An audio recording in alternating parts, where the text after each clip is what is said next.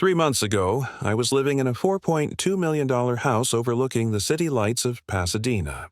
I had a wife I adored, 2 kids I'd have died for, and a life that looked perfect from the outside. But today, I'm holding a letter that proves my entire existence has been a lie. The woman who destroyed everything I built, my marriage, my career, my reputation, might have actually saved my life without even realizing it. My name is Fletcher Morrison. And until recently, I was a commercial insurance adjuster, the guy who spent his days picking through the wreckage of other people's disasters and helping them rebuild. I was good at it, calm under pressure, meticulous, reliable. I thought I knew what catastrophe looked like, until it became my own. For 47 years, my story was simple. I was a husband, a father, a man who worked hard and provided for his family.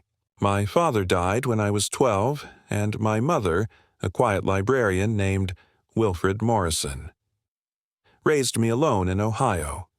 We didn't have much, but she gave me everything that mattered: stability, love, a sense of direction. Cordelia, my wife, was my high school sweetheart. We met when I was 17 and she was 16. She was the kind of girl you couldn't look away from. Ambitious, confident, magnetic. She made me feel like the luckiest man alive. We built our life together from nothing. Year after year, brick by brick, we made the dream real. A family.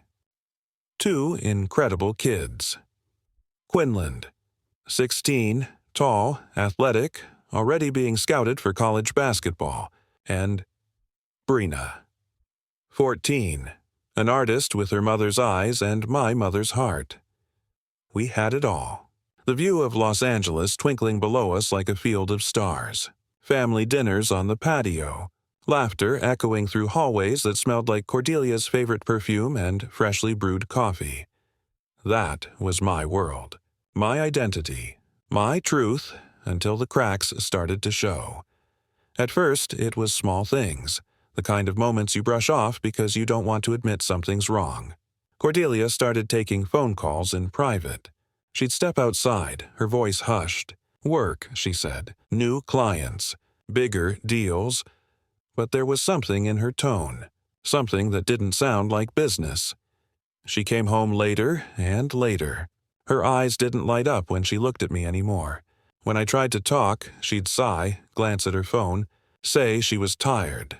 The warmth between us cooled. Slowly. Like a house losing heat one room at a time until you don't even realize you're freezing. The kids noticed, too. Quinlan asked me once, "Dad, why does Mom seem mad all the time?"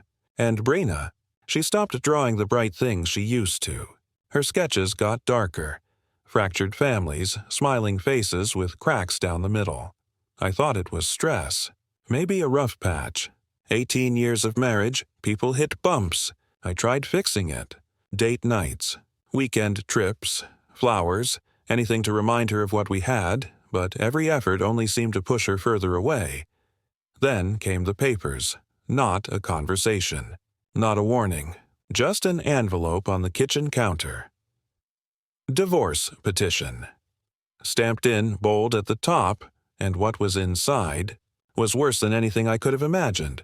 Her lawyer claimed I was a gambling addict, that I'd been hiding massive debts, that I was financially reckless, even dangerous. They had evidence, bank statements, casino receipts, witness testimonies, all with my name, my signature, my handwriting, but none of it was real. Not one thing. Someone had gone to extraordinary lengths to destroy me, not just personally, but legally, financially, completely. In court, I sat there as they tore my name to shreds. The woman I loved, the mother of my children, wouldn't even look at me. My attorney tried to fight, but the documents were airtight. The judge believed every word. Cordelia got everything. The house, the custody, even my business assets. When the gavel came down, it wasn't just a ruling. It was an execution. Outside the courthouse, she walked up to me. I'll never forget the look in her eyes. Cold satisfaction. She leaned in close and whispered, "You'll never see Quinlan or Brina again. I'm moving them to Portland next month. And you don't have the money to stop me. That was the moment I realized. This wasn't heartbreak. It was warfare. In 6 weeks, my life was gone. My house sold. My accounts drained. My insurance license revoked due to financial misconduct. My reputation annihilated. There was nothing left to fight with. Nothing left to fight for except maybe the truth. So I did the only thing I could. I packed what was left of my life, some clothes, old photos, a few keepsakes, into the back of my Honda Civic and drove back to the only place I had left. Ohio. The house I'd grown up in. The one my mother had left me when she passed away 2 years earlier. That drive, 1,200 miles from California to Akron, felt like traveling backward through time, each mile stripping away another layer of who I thought I was. By the time I pulled into that familiar little driveway on Maple Street, I didn't feel like Fletcher Morrison anymore. I felt like a ghost, haunting the life I used to have. The house was exactly as I remembered. Small, neat, white siding, black shutters, a porch barely big enough for 2 chairs and a table. Mrs. Patterson's garden gnomes still watched from across the street like sentinels of the past. I sat in the car for a long time, staring at the front door, knowing that once I walked through it, everything would feel final. My fall from grace, my broken marriage, my exile, it all ended here. Inside, it smelled like her, lavender soap, old books, the faint scent of dust and sunlight that clings to places untouched by time. Her reading glasses still rested on the end table beside her favorite chair. A mystery novel lay open on the coffee table, a story about a librarian who solved crimes. Her bookmark still marked the page she'd never finished. It was like she'd just stepped out of the room. And for the first time in months, I felt safe, the quiet wrapped around me like an old blanket. The silence of home. I started wandering through each room, remembering little pieces of my childhood. The spot on the wall where she'd marked my height every birthday. The kitchen table where she helped me paint model airplanes when I was 9. The back porch where we used to sit with mugs of hot chocolate, watching the stars. My mother was the strongest person I've ever known. She never remarried after my father died, never even dated. Every ounce of her energy went into raising me and keeping that small world of ours from falling apart. She worked 6 blocks away at the downtown library, rain or shine. Every morning she'd pack my lunch, pack her own in a brown paper bag, and walk to work with her head held high. Every evening she came home with books, some for me, some for herself, some just because she thought they looked interesting. We never had money, but we were never poor. Somehow, she always managed. When I needed new clothes, they appeared. When the car broke down, it got fixed. When college came, the money was there. Somehow. I asked her once how she did it, how she made one librarian's salary stretch that far. She smiled, that small, knowing smile, and said, "When someone you love depends on you, you find a way." That's what parents do. At the time, I believed her. I never questioned where the money came from. But standing there in that house again, surrounded by memories that suddenly felt heavier than before, I started to wonder. Because something didn't add up. The mortgage, the college tuition, the car repairs, the quiet confidence she always carried, like she knew something I didn't. It was as if she'd been guarding a secret her whole life. And now, maybe, that secret was about to find me. That night, I unpacked my things, ate a microwaved meal, and tried to sleep. But the silence was too loud. Every creak of the house felt like it was whispering something I wasn't supposed to hear. At around 2 a.m, I got up, poured myself a glass of water, and noticed something. An envelope, wedged behind a stack of old mail on the kitchen counter. It was yellowed, brittle at the edges, and addressed in handwriting I recognized instantly. My mother's. The postmark date was 3 months before she died, and the name written on the front, my name, Fletcher Morrison. My heart started pounding. I tore it open carefully, the paper nearly disintegrating in my hands. Inside was a letter, and the first line changed everything I thought I knew about my life, my family, and even my own name. It said, "If you're reading this, then the truth has finally found you, just as I knew it would." I froze. The words blurred as my hands trembled, because in that single sentence, I realized my mother had been hiding something enormous, something she'd never told me, something that might explain everything, from the money that never ran out to the way she avoided talking about my father's past. And as I read the rest of that letter, line by line, secret by secret, I began to understand that the life I thought I'd built was never really mine to begin with. The lies went deeper than Cordelia's betrayal, deeper than the divorce. It went back decades, to a man I thought had died in a car crash, but maybe hadn't, to a fortune I never knew existed, but somehow benefited from, and to a truth my mother had buried, not to deceive me, but to protect me.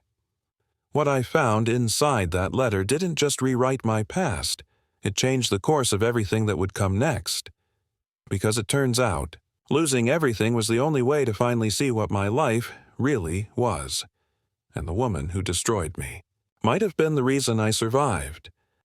But that's another story, and it begins the moment I turned that last page and saw the name signed at the bottom of the letter, the name that wasn't hers, the name that made my blood run cold, the name that meant my entire life had been built on someone else's secret. To be continued. 3 months ago, I had a wife, 2 children, and a home worth over $4 million overlooking the California hills. Now, I was standing alone in my dead mother's living room, surrounded by her old books, her photographs, and the quiet scent of lavender and dust, realizing the only thing I had left in this world was a house I hadn't set foot in for years. My wife had become a stranger, colder than a winter night, her eyes filled with a hatred I couldn't understand. My career was gone, my reputation ruined, my bank account empty, everything I'd worked for, gone in a storm I never saw coming. But standing there, in that small, time-worn living room, the one place untouched by the chaos of my life, I made a decision. This house was the one thing Cordelia's lawyers couldn't take. It was mine, free and clear, a gift from my mother, a woman who'd spent her life building something solid for me to stand on. I'd sell it. I'd use every penny to fight for my children. It sounded like a plan. A good plan. But what I didn't know was that inside this old house, buried beneath its floors and memories, was something my mother had hidden for decades. Something far more valuable than real estate, and far more dangerous than I could have imagined. It all started 8 months earlier, the morning Cordelia asked for space. At the time, I thought she was just tired, marriage fatigue, a midlife phase. But I was wrong, so painfully wrong. The morning it all shattered, the doorbell rang at 7:30. I was halfway through my coffee thinking about work, about the day ahead, and there he was, a man in a gray suit holding an envelope. Fletcher Morrison. I nodded. He handed me the envelope with a tight smile. "You've been served." Those 3 words hit harder than a punch. Inside was the death certificate for my marriage, divorce papers, but not just that. It was a blueprint for my destruction. Cordelia wasn't just leaving me. She was taking everything. Full custody of the kids, the house, my business, even my retirement. But the part that froze my blood were the allegations. According to the documents, I was a compulsive gambler, a thief, a man who'd stolen money from client escrow accounts to fuel an addiction I didn't have. They painted me as unstable, dangerous, the kind of man who shouldn't be anywhere near his children. None of it was true, not a single word. I'd maybe bought a few scratch-off tickets in my life, never set foot in a casino. I built my career on trust. My clients trusted me because I was careful, because I was honest. But Cordelia's lawyer, a woman named Patricia Voss, had evidence that was so detailed. So precise it was impossible to dismiss. Bank statements with my name, my signature, casino receipts from places I'd never even been, credit card transactions tied to gambling websites I'd never heard of. When I showed the papers to Cordelia that night, she was packing boxes, calm, mechanical, like this was just another real estate transaction. I remember my voice cracking when I asked, "What the hell is this, Cordelia? Gambling addiction? Theft? You know this isn't true." She didn't even look up, just kept folding her clothes. "I know what I know," she said. "The bank statements don't lie." "Bank statements? What bank statements? Show me." That's when she finally turned, and I'll never forget her face. Her expression wasn't angry. It wasn't hurt. It was cold, empty, like I was just another obstacle she needed to move out of her way. "You're not the man I married," she whispered. "Maybe you never were. 6 weeks. That's how long it took to dismantle my entire life. 6 weeks of legal meetings, document reviews, depositions. Each one another nail in the coffin of the man I used to be. My attorney, Robert Chen, a decent guy who'd handled my business contracts for years, could barely look me in the eye as we went through the files. "Fletcher, I need to ask," he said one night, rubbing his temples. "Is any of this true? Any at all? If you've been hiding debts, I need to know now so we can plan damage control." "Rob, I swear on my children's lives," I told him. "I have never gambled a day in my life." He believed me. But belief doesn't hold up in court. Evidence does, and somehow they had plenty of that. Witnesses came forward. People I thought were friends, colleagues, neighbors. One claimed he saw me placing bets on my phone at lunch. Another said I'd borrowed money and never repaid it. Even my neighbor, Jerry Holbrook, the guy I'd shared beers with dozens of times, signed an affidavit saying I'd become erratic and desperate. Every piece of evidence stacked higher, every lie louder. The custody evaluation was the worst. 3 hours with a court-appointed psychologist, Dr. Martinez. Cold, detached. Her questions were clinical, almost rehearsed. "Mr. Morrison, are you aware that many addicts deny their behavior until confronted with overwhelming proof?" "Doctor, I'm not denying it because it isn't true." She scribbled something in her notes. I knew in that moment she didn't believe me. By the time the final hearing arrived, I'd already lost everything that mattered.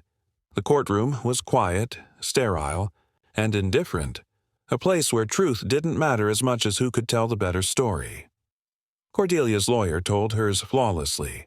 She painted me as a liar, a gambler, a man living a double life.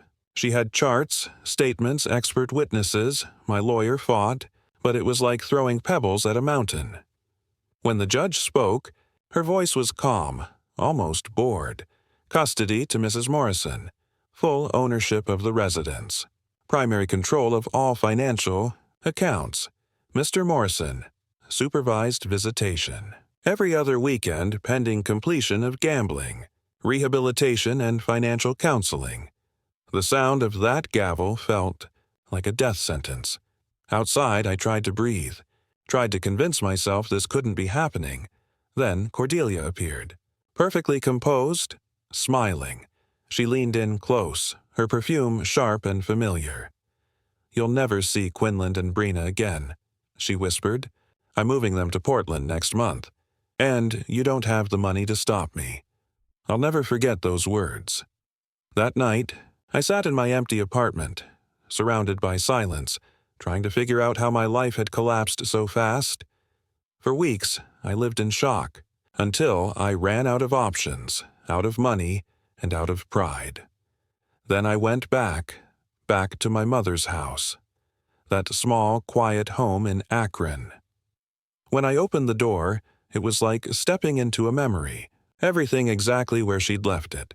Her coffee mug on the counter, her slippers by the bed, her reading glasses folded beside the armchair. The air smelled like her, lavender soap and old paper. For weeks, I barely moved. I slept on the couch, staring at the water stain on the ceiling, replaying everything in my head like a broken record. What had I missed? When had Cordelia stopped loving me? What had I done to deserve this? But one morning I woke up, and something changed.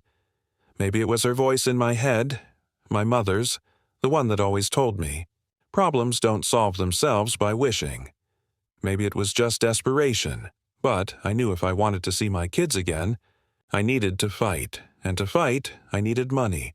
The only thing I owned worth a dime was this house. It was old, sure, but solid, and with some renovation it could sell for enough to get me back on my feet. So I threw myself into the work. Every day, from sunrise to sunset, I scraped, sanded, painted, repaired. It wasn't just about the house. It was about reclaiming something inside me. Every wall I painted, every nail I hammered, it was a small act of defiance, a way of saying, I'm still here. Weeks passed. The place started to shine again. Then came the basement. It was packed floor to ceiling with boxes, decades of my mother's life stored away. Christmas ornaments, photo albums, my old school projects, all neatly labeled. Going through them felt like visiting ghosts, until I noticed something strange. The furnace. It sat in the far corner, old and rusted, converted from oil to gas years ago, but the concrete beneath it looked different. The floor around it had faint scratches, long, uneven marks like something heavy had been moved. Recently, I frowned. Mom had been gone 2 years. Before that, she could barely lift a grocery bag, let alone move a furnace that weighed several hundred pounds. But the marks were there, clear as day. Dust patterns that didn't make sense. Scuff marks that looked fresh. It was impossible, but undeniable. Someone had moved that furnace, and not long ago. My pulse quickened. I crouched down, running my fingers over the scratches, the rough edges in the concrete. There was something about it, something deliberate. It wasn't just movement, it was concealment, like someone had hidden something there. The idea sounded insane. But the longer I looked, the more it made sense. I grabbed a wrench, disconnected the gas line. Carefully, terrified I'd blow myself up, then used a furniture dolly and a crowbar for leverage. It took me nearly an hour, sweating, grunting, swearing under my breath, but I managed to shift the furnace 3 feet from the wall.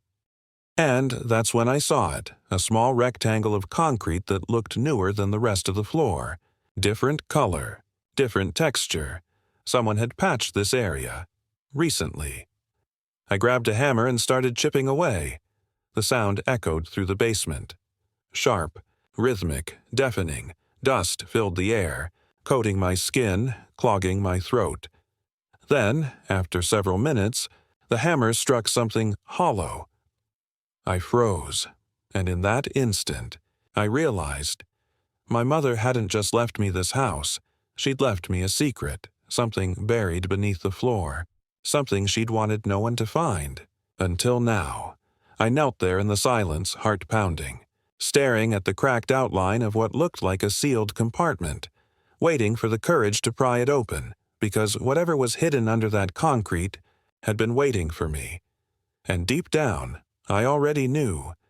Once I opened it, my life would never be the same again. To be continued. Imagine this. You're standing in your mother's basement, covered in dust, sweat dripping down your face after hours of back-breaking work. You've just moved a furnace that hasn't budged in decades, and behind it, there's something staring back at you. A safe. Hidden in plain sight, that moment changes everything. My back was screaming, my arms trembling, but I couldn't stop staring. There it was, a small gray metal safe built directly into the concrete wall. No brand, no markings, nothing to hint at its age. It blended perfectly into the cold basement, like it was never meant to be found. I ran my hand over its surface. The metal felt smooth in some places, worn down from years, maybe decades, of being opened and closed. But by who? My mother had been gone 2 years, and frail long before that. She could barely lift a kettle, let alone move a furnace. So how had this thing been touched recently? Dust patterns, scratches on the floor, fresh scuff marks. Everything told me someone had been here. Recently. My mind was racing. How long had this safe been here? What was inside it?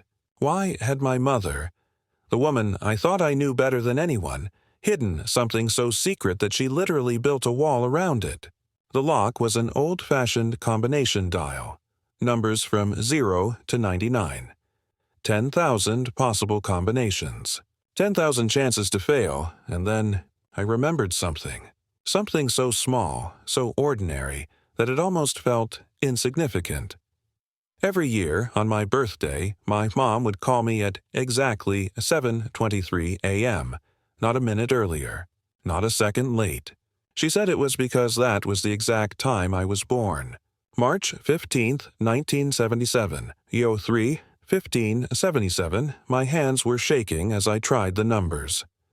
Right to 03, left to 15, right to 77. Click. That sound echoed through the basement like a gunshot. The door creaked open, and what I saw inside made my blood run cold. Stacks of cash. So much cash it barely looked real. Bundles of $100 bills wrapped with rubber bands. Some crisp and new, others yellowed with age. I pulled them out one by one, counting through trembling fingers. $847,000. And beneath the money, there were documents, driver's licenses, social security cards, birth certificates, passports, each one with my mother's face, but under a different name. Isabella Reyes, Maria Santos, Catherine Walsh. The woman who raised me, quiet, gentle, the small-town librarian everyone adored, had lived 3 lives. Maybe more. Every document looked legitimate. No forgeries, no copies. They were real, official. I felt dizzy. My whole childhood, my mother's careful, quiet existence, it all started to unravel right there on that cold concrete floor. And then I found it, a sealed envelope, with my name written across the front. Fletcher. The handwriting was hers. I'd recognize it anywhere. The same looping cursive that had signed every birthday card, every grocery list, every note on the fridge. I tore it open with shaking hands. Inside were 3 pages, and the first line stopped my heart cold. My dearest Fletcher, if you're reading this, they finally found you and I'm no longer here to protect you. I read it again, and again, each word cut deeper.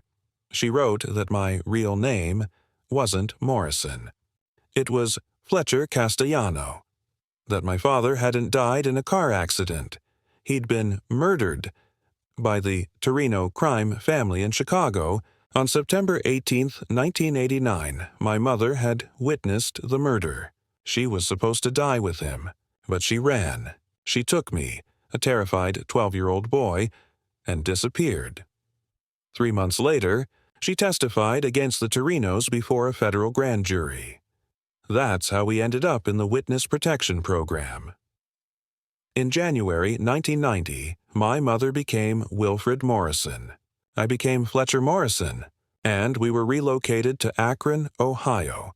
New names, new lives, and a promise. You'll be safe as long as no one finds you. Everything suddenly made sense. Her constant vigilance, the way she double-locked every door, how she avoided cameras, small talk, and questions about our past. Her quiet financial stability despite her modest salary. She hadn't been paranoid. She'd been hiding, protecting me. And then came the next paragraph, the one that changed everything I thought I knew about my wife, about my life. Fletcher, there's something else you need to know. I hired private investigators to watch you in California 3 years ago. I heard rumors people were asking questions about the Castellano family again. My stomach dropped. What they discovered broke my heart. Your wife, Cordelia, has been working with people who've been looking for us for decades. They found you first, and they used her to get close to you. Cordelia. My wife, the mother of my children, the woman who'd accused me of gambling, stolen my home, my business, and turned my own children against me, had been working with the people who killed my father. My chest tightened. I could barely breathe. My mother's letter continued. The divorce proceedings, the false evidence about gambling, all of it was designed to break you, to destroy your reputation and leave you with nowhere to go except back here, back to Ohio. They wanted you to find this house. They wanted what I hid. I dropped the letter, my vision swimming. Every sleepless night, every lie, every humiliation. It hadn't been random. It had been calculated. But there was one more thing. There's a number at the bottom of this letter. Call Marshal Theodore Vance with the U.S. Marshal Service. He's been waiting for this call since the day I died. Tell him you're Vincent Castellanos' son, and that you're ready to finish what we started. At the bottom, written in red ink, underlined 3 times, was a phone number and one last message. You are stronger than you know, Fletcher. You come from a long line of people who don't back down from fights, even when the odds are against them. Use the money wisely. Get your children back. And remember, sometimes the worst thing that happens to you leads you exactly where you need to be. I sat on that basement floor for nearly an hour, just staring at those words. Then, I called the number. The line clicked on the second ring. Vance, Marshal Vance. I swallowed hard. This is Fletcher Morrison, but I think my real name is Fletcher Castellano. There was a long silence on the other end, then a deep breath. Son, I've been waiting for this call since your mother died. Where are you right now? I'm in her house, in Akron, sitting next to an open safe she left for me. Don't touch anything else. Don't talk to anyone. And don't leave that house. I'll be there in 4 hours. 4 hours later, Marshal Theodore Vance arrived. He was tall, silver-haired, late 60s maybe, the kind of man whose presence filled a room before he even spoke. 2 other agents followed him inside. They spent hours photographing every page, every document, every stack of cash. When they were done, Vance sat across from me at my mother's kitchen table, his eyes heavy with something between sorrow and admiration. Your mother, he said quietly, was one of the bravest people I ever knew. She testified against the Torinos when no one else would. She saved lives, including yours. And she knew this day would come. He explained everything. The Hugh Torino family hadn't stopped hunting witnesses, not even after all these years. Instead of killing them outright, which drew too much attention, they'd learned a more sophisticated kind of revenge. They'd destroy your life. They'd find your loved ones, manipulate them, turn them against you. They'd fabricate lies, drain your accounts, ruin your reputation sheet until you had nothing left. And when you were broken and desperate enough, they'd use you to lead them back to the people still hiding. It had happened before. 6 times, in fact. 6 other witnesses who'd vanished after a lifetime of running, only to be dragged back into the shadows by betrayal. My case was the 7th, and Cordelia was their way in. Vance told me they'd traced payments, large ones, made to her through real estate clients connected to Torino shell companies. The investigators my mother had secretly hired had been tracking her too. They'd recorded meetings, money exchanges, even documents being forged. Every lie Cordelia had told, the gambling addiction, the stolen money, it was all manufactured. And the Torino family had been planning it for years, but my mother had outsmarted them one last time. Her death had triggered an automatic alert inside the witness protection database, a silent alarm of sorts. The marshals had been monitoring for unusual activity connected to her alias ever since. And when I showed up in Akron, trying to sell the house, they knew something was coming.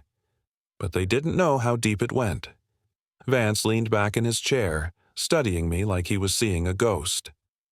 Your father would have been proud, he said finally. He was stubborn as hell, brave to a fault. You've got his fire. I didn't feel brave. I felt broken. But there was something else in Vance's eyes, something that made my skin crawl, a question he wasn't asking out loud. Because if the Torinos had been planning this for 5 years, If they'd known about Cordelia, about me, about the house, then someone inside the Marshal Service might have been helping them. And suddenly, I realized, even with the truth in my hands, I still didn't know who I could trust. The basement, the money, the letter, it was all just the beginning. Because somewhere out there, the people who murdered my father still wanted something from me, and I had no idea what it was.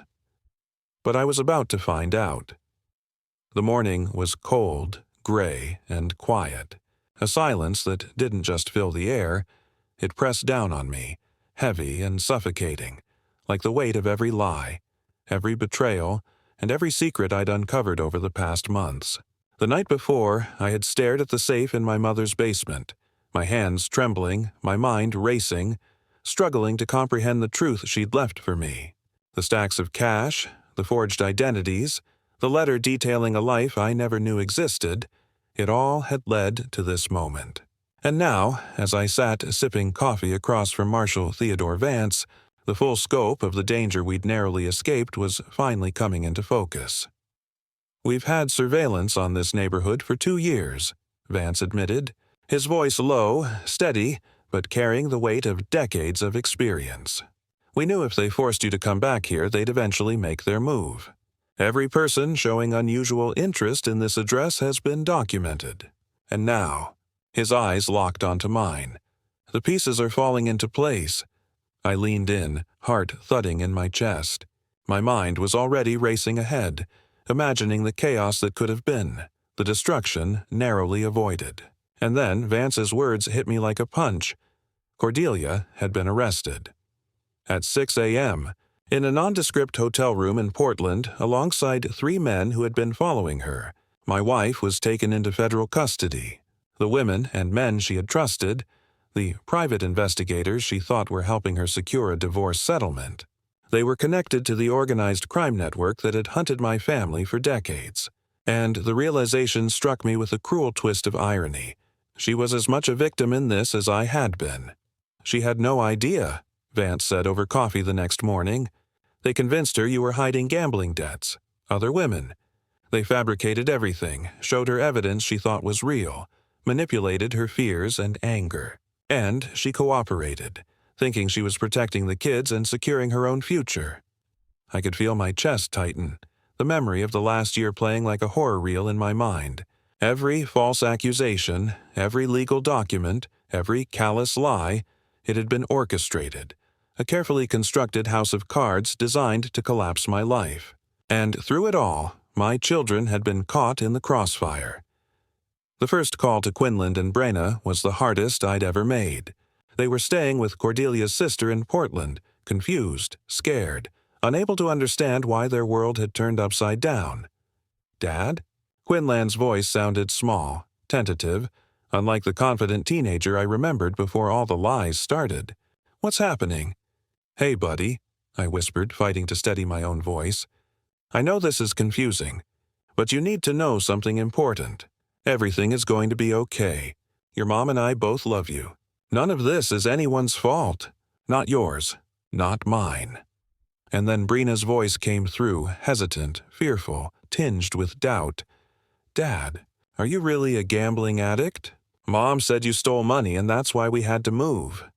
I swallowed hard. My heart ached hearing her innocence collide with the lies they'd fed her. "No, sweetheart," I said softly, my voice trembling. "I never gambled. I never stole anything. Bad people lied to hurt our family, but the police caught them. We're going to be together again very soon." Her silence was long, heavy with relief and confusion. I could hear her taking slow, deep breaths, trying to process the reality of the father she loved, the father the world had tried to destroy.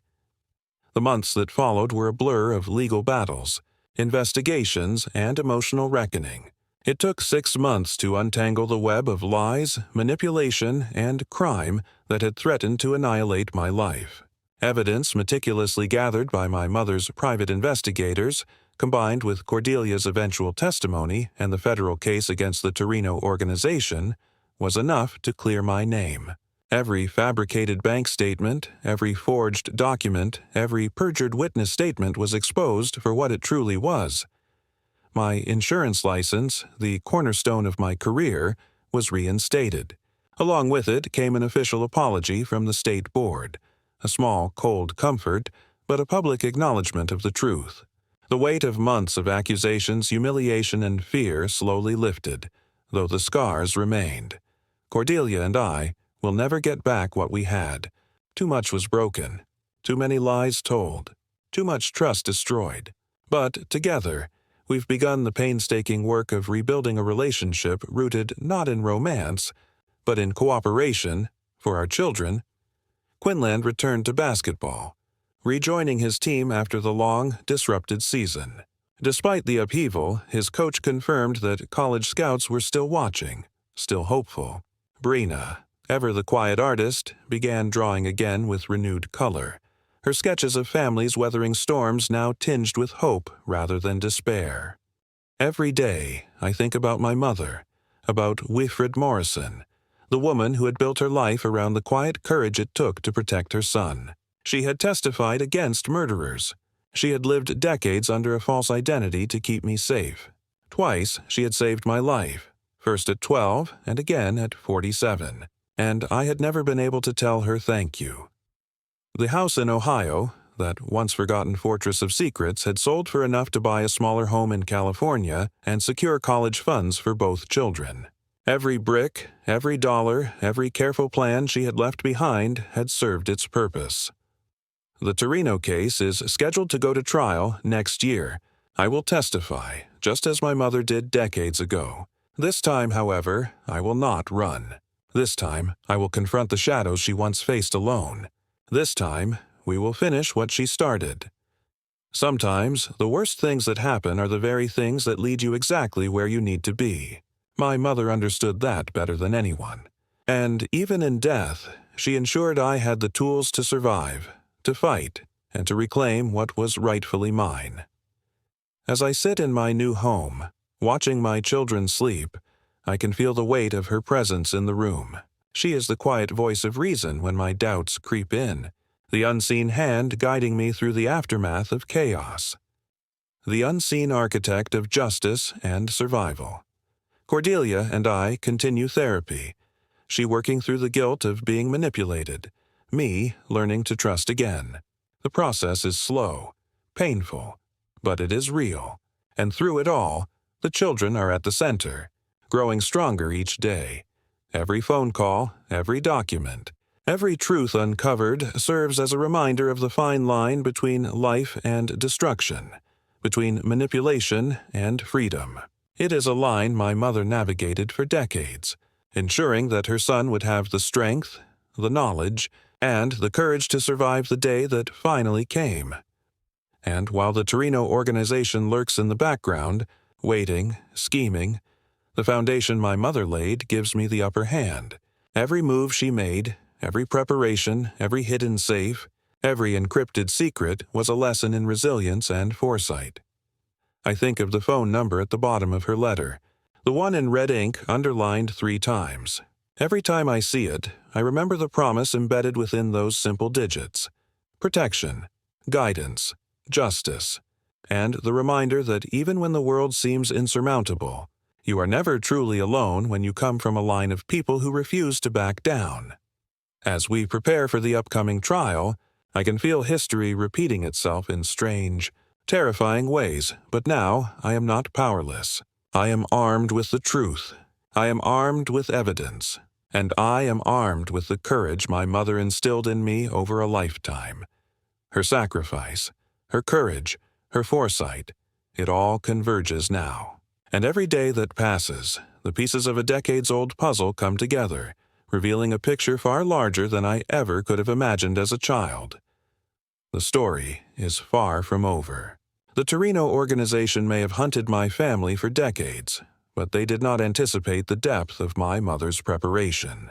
They did not anticipate that even after death, she could protect her son.